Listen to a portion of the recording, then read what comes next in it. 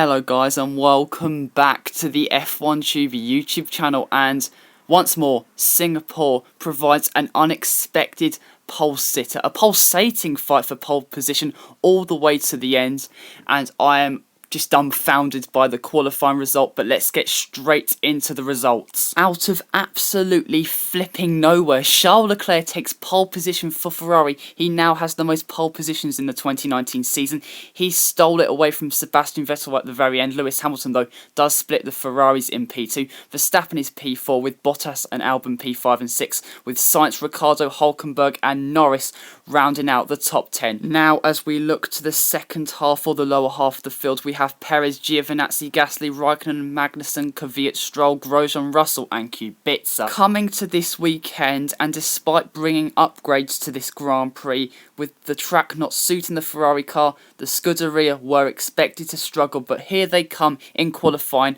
with a 1-3 in qualifying. What a performance from Ferrari. Charles Leclerc delivered a blistering lap at the very end to steal pole position away from Sebastian Vettel, who backed off on his second run. And you've got to feel for Vettel, really, but at the end of the day, looking at it from a different perspective, he just didn't deliver the lap in the end. But you could see Vettel was just visually gutted. If Italy didn't hurt him enough, today certainly has. But Ferrari have put themselves in a great position to win tomorrow's race. But then again, Mercedes' race pace just looked so good. Mercedes will be bitterly disappointed with today. On their first run, both drivers were a second off Sebastian Vettel, but in the second run, Lewis Hamilton clawed back so much time, and with a valiant effort, he was able to secure a front row start with P2. Bottas couldn't touch Hamilton in the end. He will start P5. Just quickly on Red Bull, the car wasn't at the speed that we thought it would be today, as in the whole of the F1 community. They will start 4th with Max and P6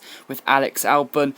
Like I said, the car was not operating at as high a standard as we'd expect. Max did everything he could and Alex was nowhere near the top 5. McLaren have held their own against Renault this weekend. Carlos Sainz will start ahead of both Renaults. Lando Norris will start P10. A bit disappointing in the end, and I don't know what happened to his second run. On his first run he was P8, but in the end he dropped down to P10. Renault now, and to be fair, Danny Ric, after a very disappointing Friday, clawed back immense speed today.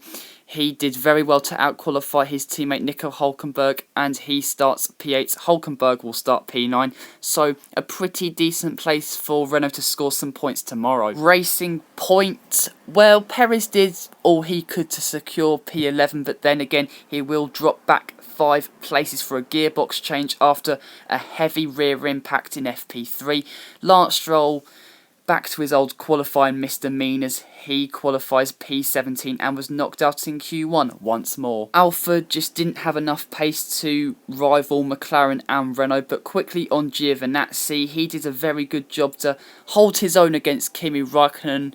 Experience didn't pay off in this inter-team battle, so I think Antonio does deserve some credit, and with the option of which starting tyres he will start for tomorrow, I think he can score points. Toro Rosso were another team that just didn't have enough in the end. Daniil Kvyat missed basically all of FP3 this morning after an engine issue, and that slightly halted him, and it obviously explains that in the qualifying results, but still not his greatest ever qualifying performance. Gasly, P13, I think he can be happy with that performance, really dragging out the best of that Toro Rosso car. Haas just have no pace at the moment, it's a fact, and it probably won't change in the race tomorrow. I mean, qualifying is their strong point, and it was this bad. They are going to be in for a woeful race tomorrow. And Williams rounding out the field.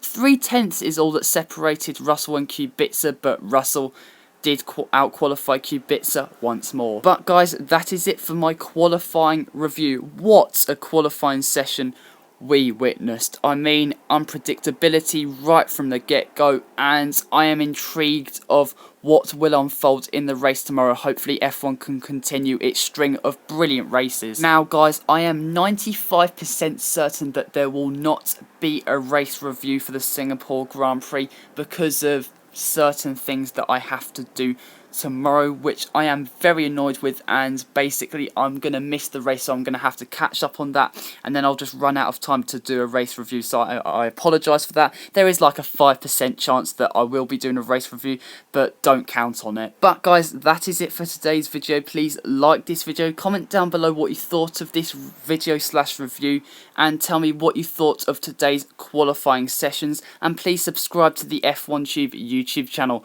But until next time guys, see you later.